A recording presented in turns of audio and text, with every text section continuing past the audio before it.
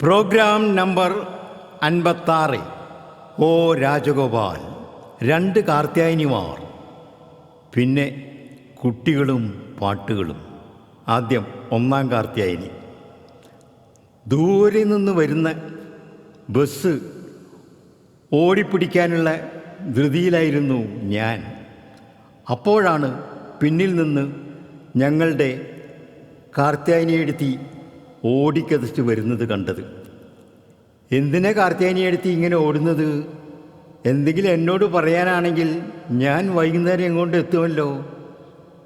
പക്ഷേ അടുത്തെത്തിയപ്പോഴാണ് എൻ്റെ പേടി വിട്ടുപോയത്. ചീത്ത കാര്യങ്ങളൊന്നുമല്ല, പണത്തിൻ്റെ ആവശ്യത്തിനുമല്ല. കാരണം കാർത്യായനിയെടുത്തിയുടെ മുഖം ആമ്പൽപ്പൂ പോലെ വികസിച്ചിരുന്നു. ഓടിയൊന്ന് എൻ്റെ കൈപിടിച്ചുകൊണ്ട് പറഞ്ഞു, ശമ്പളം കൂട്ടിത്തന്നടാ മോനെ, 200 രൂപയാണ് ഈ പ്രാവശ്യം കിട്ടിയത്.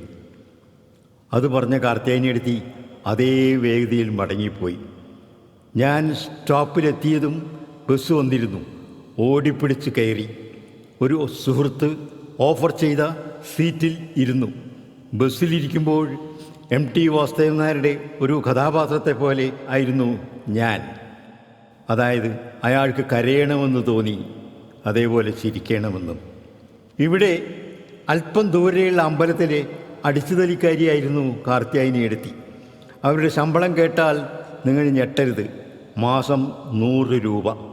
ഇപ്പോൾ അത് 200 രൂപയായി വർദ്ധിപ്പിച്ചിരിക്കുന്നു അത്രേ. ആ ഹിമാലയൻ സന്തോഷമാണ് കാർത്യായനിയെടുത്തിയുടെ മുഖത്ത് കണ്ടത്. ഉറുമ്പിന് ഇറവെള്ളം സമുദ്രം എന്നതുപോലെ കാർത്യായനിയെടുത്തിക്കത് വലിയ തുകയായിരുന്നു. ഒട്ടും വേർക്കാതെയും ഒരു ജോലിയും ചെയ്യാതെയും ലക്ഷങ്ങളും കോടികളും എടുത്ത് ജനം അമ്മാനമാടുന്ന ഈ ലോകത്ത് കാർത്യായനിയെടുത്തിയെപ്പോലെ ഒരാളെ നമുക്ക് ആർക്കെങ്കിലും സങ്കല്പിക്കാനാകുമോ? എന്നാലത് ശരിയാണ്.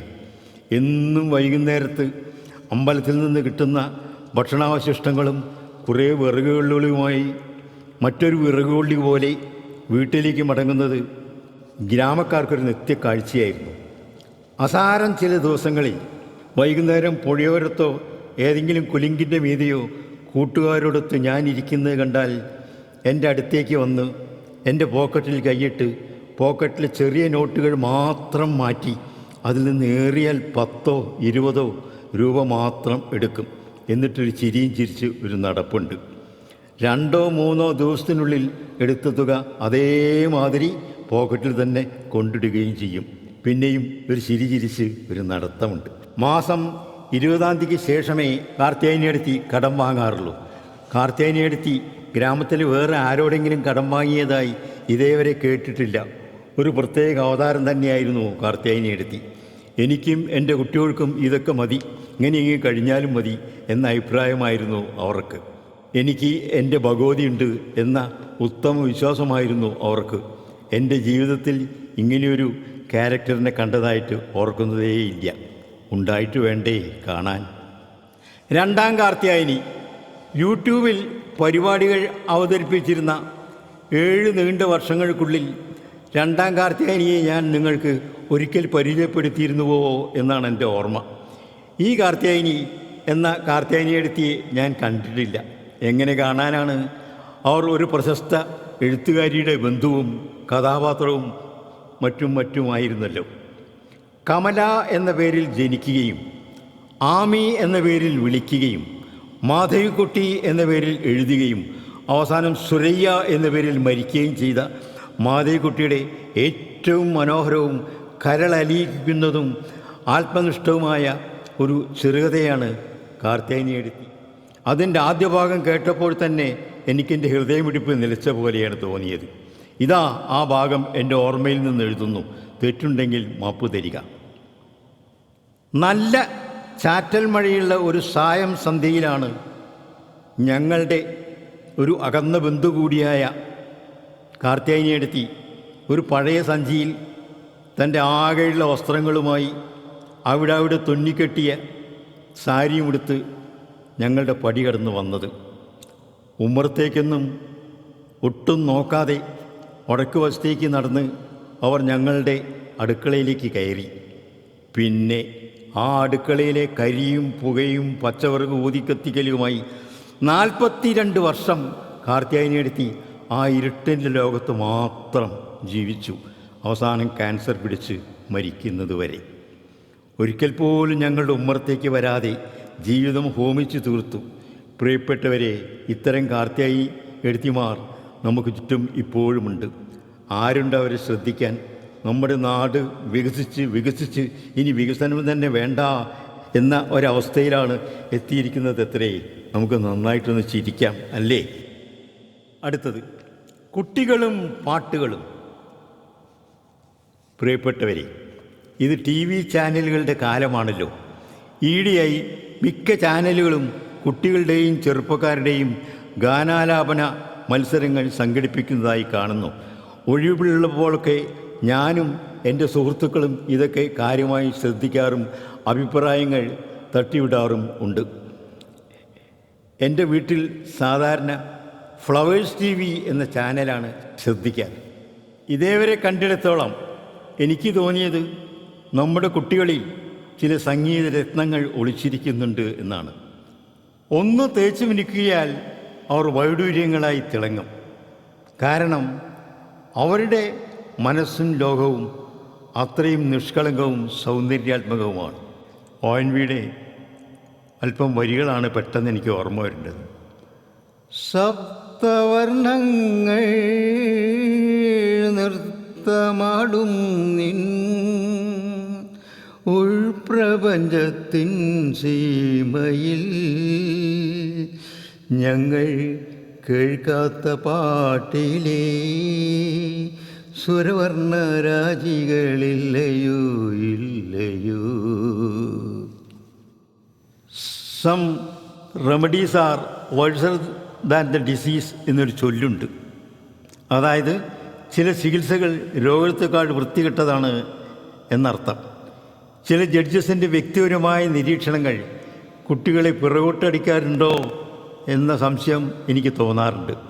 കാരണം കുട്ടികൾക്ക് കിട്ടിയേക്കാവുന്ന സമ്മാനങ്ങൾ നമ്മുടെ സ്വപ്ന ലോകത്തിലും അതീതമാണ്.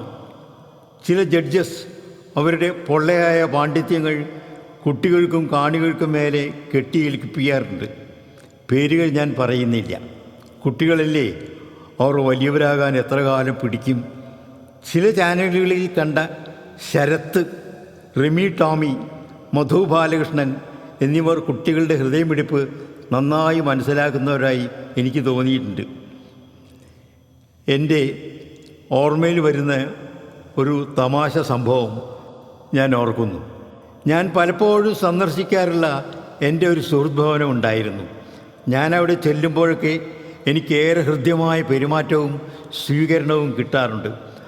അതൊന്നും മറക്കാനാകില്ല തന്നെ. അങ്ങനെ ഇരിക്കെ ഈയിടെ ഒരു ദിവസം ഞാനവിടെ ചെന്നപ്പോൾ അവരാരും തന്നെ എന്നെ തീരെ മൈൻഡ് ചെയ്തതായി കണ്ടില്ല. എനിക്ക് സാധാരണ ലഭിക്കാറുള്ള നല്ല ചായയും അതിലേറെ നല്ല വടയും അന്ന് കിട്ടിയതേയില്ല.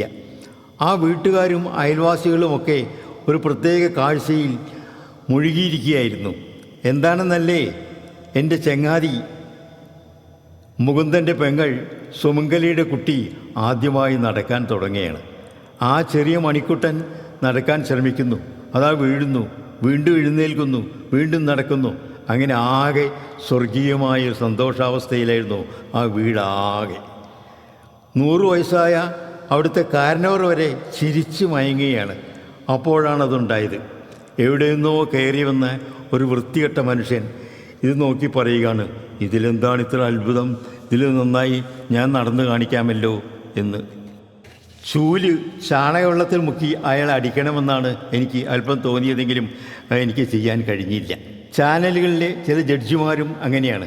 വർഷങ്ങളായി സംഗീതം മാത്രം പഠിക്കുകയും ധാരാളം സിനിമാ വേദികളിൽ പാടുകയും ചെയ്ത ഈ ജഡ്ജസിൻ്റെ മുന്നിൽ നമ്മുടെ കുട്ടികൾ എന്താണ്? അവരങ്ങനെയല്ലേ കരുതേണ്ടത്?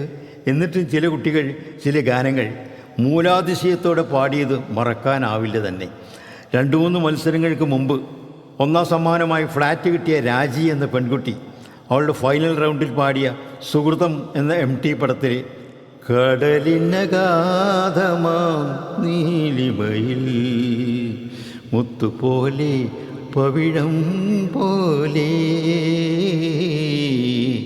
കടലിനഗാധമാം നീലിമയിൽ എന്ന ഗാനം വള്ളിപുള്ളി തെറ്റാതെ ഒട്ടും ശ്രുതിഭംഗം വരാതെ പാടിത്തീർത്തത് ഓർമ്മയുടെ ഓളപ്പാളികളിൽ ഇപ്പോഴും ഒളിമങ്ങാതെ നിൽക്കുന്നു. നമ്മുടെ കുട്ടികൾ വളരട്ടെ വാനോളം. സംഗീതം എൻ്റെ പ്രിയപ്പെട്ടവരെ വളരെ വളരെ നല്ലതാണ്, സ്വർഗീയമാണ്. പക്ഷേ കരിമ്പിന് കമ്പ് ദോഷം എന്ന പോലെ അതിന് അഹങ്കാരം എന്നൊരു ദോഷമുണ്ട്. പൗരാണിക സംഗീതജ്ഞന്മാർ മുമ്പ് തന്നെ ഇത് ശക്തമായ വാണിംഗ് നൽകിയിട്ടുമുണ്ട്.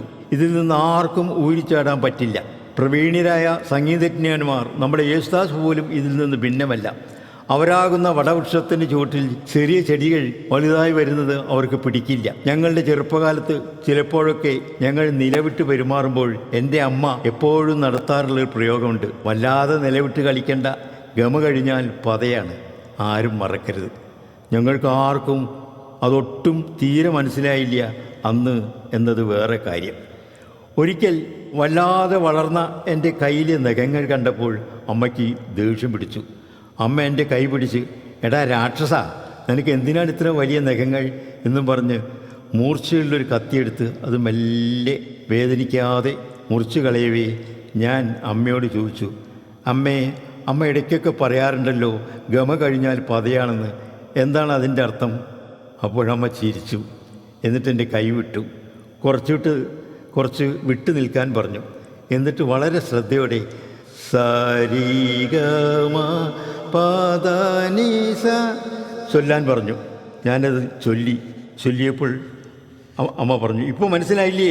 ഇതാണ് സംഗീതം നൽകുന്ന ഏറ്റവും നല്ല വലിയ ജീവിതപാഠം. അതിൽ നിന്ന് ആർക്കും തന്നെ രക്ഷയില്ല. ഗമ എന്നാൽ അഹങ്കാരം, പദ എന്നാൽ പതനം അഥവാ വീഴ്ച. പാവം അമ്മ എത്ര ലളിതമായിട്ടാണ് ഒരു മഹത്തായ സത്യം വെളിപ്പെടുത്തി തന്ന്. അഹങ്കാരം പതനത്തിൻ്റെ മുന്നോടിയാണ് എന്ന് ഒരു ചൊല്ലി തന്നെ ഉണ്ടല്ലോ. യേശുദാസിനെ പറ്റി പറഞ്ഞപ്പോഴാണ് എൻ്റെ അയൽവാസി രാജഗോപാലിനെ ഓർമ്മ വന്നത്. രാജഗോപാലിൻ്റെ മകൾ രാജി അമേരിക്കയിലെ ടെക്സാസ് എന്ന സ്ഥലത്ത് ഒരു എഞ്ചിനീയറാണ്. അദ്ദേഹം ഇടയ്ക്കിടെ ടെക്സാസിലുള്ള തൻ്റെ മകളെ കാണാൻ പോകുമ്പോൾ അവരുടെ അയൽപ്പക്കത്ത് താമസിക്കുന്ന യേശുദാസിനെ കാണാറും സംസാരിക്കാറും പതിവുണ്ടത്രേ. ഇന്ത്യയിലേക്കും കേരളത്തിലേക്കും ഒക്കെ ഇനി എന്നാ മടങ്ങി വരുന്നത് എന്ന് ചോദിച്ചപ്പോൾ ശരിയായ മറുപടി പറഞ്ഞില്ലത്രേ. പരുതൂർ ഹൈസ്കൂളിൽ ജോലി ചെയ്തുകൊണ്ടിരുന്നപ്പോൾ അവിടെ വളരെ മിടുക്കിയായ ഗ്രീഷ്മ നീലകണ്ഠൻ എന്നൊരു കുട്ടി പഠിച്ചിരുന്നു.